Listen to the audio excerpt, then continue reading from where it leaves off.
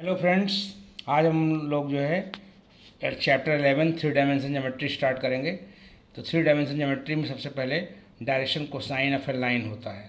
तो अगर मान लीजिए कोई लाइन ओपी है जो कि एक्स एक्सिस से अल्फ़ा बना रही है, वाई एक्सिस से बीटा बना रही है और जेड एक्सिस से गामा बना रही है, तो कास अल्फ़ा, कास बीटा और कास गामा को direction cosine of the line कहते हैं और उसको l comma m comma n से डिनोट करते हैं। तो इस तरह से l is equal to cos alpha, m is equal to cos beta, n is equal to cos gamma होता है। फिगर में भी दिखाया गया है। एल एम एन इस प्रकार होते हैं कि इनके स्क्वायर का सम जो होता है वो एक होता है। L square plus m square plus n square equal to 1 होता है। फिर direction ratios of a line, any three numbers which are proportional to direction cosines. ये DCS का मतलब डायरेक्शन कोसाइंस, यानी कि ऐसी तीन संख्याएं जो कि डायरेक्शन कोसाइंस के प्रोपोर्शनल होती हैं उनको हम लोग डायरेक्शन नंबर कहते हैं। उनको ABC से प्रकट करते हैं। IMP नोट से direction ratios of a line passing through 2 points. अगर 2 point x1 y1 z1 x2 y2 z2 हों तो उनसे होकर जाने वाली लाइन का direction ratio x2 minus x1 होता है, कामा y2 minus y1 z2 minus z1 होता है, लिख दिया है यहाँ पे। और ये ध्यान रहे कि हमेशा जो है डायरेक्शन कोसाइन और डायरेक्शन रेशियो हमेशा जो है इनका रेशियो सेम होता है। एल अपान ए बराबर M upon B is equal to N upon C. और एल की वैल्यू अगर डायरेक्शन रेशियो के रूप में लेंगे तो एल इज इक्वल टू होता है plus minus A upon under root A square plus B square plus C square. M की वैल्यू हो जाएगी plus minus B upon under root A square plus B square plus C square. N की value हो जाएगी plus minus C upon under root A square plus B square plus C square.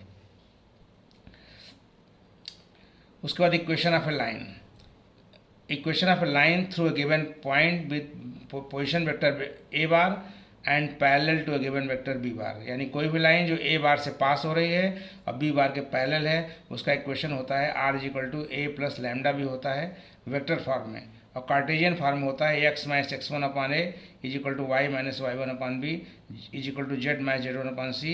Where r की value होती है x I plus Y J plus Z k, vector a की value होती है x1 I plus y1 J plus z1 के, और vector B की value होती है ए आई प्लस बी जे प्लस सी के। हियर ए बी सी जो है इनको हम लोग direction ratios of the line कहते हैं। उसके बाद equation of line passing through 2 points, equation of line passing through 2 given points with position vector a and b. यानी पोजिशन वेक्टर ए और बी मालूम है, वहाँ से लाइन पास हो रही है तो उसका इक्वेशन वेक्टर फॉर्म में होता है R is equal to lambda vector B minus vector A plus vector A bar होता है, और कार्टेशियन फॉर्म में होता है X minus x1 upon A is equal to Y minus y1 upon B is equal to Z minus z1 upon C. फिर R की value बता चुके हैं X I plus Y J plus Z K, A की value x1 I plus y1 J plus z1 के, और B की value x2 आई plus y2 जे plus z2 के होता है। फिर उसके बाद एंगल बिटवीन टू लाइन्स, अगर दो lines r is equal to a1 plus lambda b1 और r is equal to a2 plus mu b2 हों और उनके बीच का बना एंगल थीटा हो तो cos थीटा की वैल्यू होती है b1 dot b2 upon mod b1 mod b2 whole mod होता है। कार्टेशियन फॉर्म में अगर लाइन्स का equation x minus x1 upon a1 is equal to y minus y1 upon b1 is equal to z minus z1 upon c1 और x minus x2 upon a2 और y minus बराबर y minus y2 upon b2 is equal to z minus z2 upon c2 हो तो cos theta की value होती है a1 a2 plus b1 b2 plus c1 c2 upon under root a1 square plus b1 square plus c1 square, दूसरे under root में a2 square plus b2 square plus c2 square whole mod होता है। फिर एक note बन जाते हैं इनसे कि दो लाइंस जो है वेक्टर फॉर्म में अगर दी जाएंगी तो परपेंडिकुलर अगर होती हैं तो इसका मतलब b1 डॉट b2 जीरो हो जाएगा, और कार्टेशियन फॉर्म में परपेंडिकुलर के लिए a1 a2 plus b1 b2 plus c1 c2 equal to zero. ऐसे ही ये दो लाइंस पैरेलल हो जाएंगी अगर b1 equal to lambda b2 हो जाए वेक्टर फॉर्म में, और कार्टेशियन फॉर्म में a1 upon a2 equal to b1 upon b2 equal to c1 upon c2 Cartesian form में। और उसका shortest distance between two lines, अगर दो लाइंस पैरेलल हैं r is equal to a1 plus lambda b r is equal to a2 plus lambda b, तो इनके बीच का जो डिस्टेंस होती है वो b cross a2 minus a1 upon mod b whole mod होता है।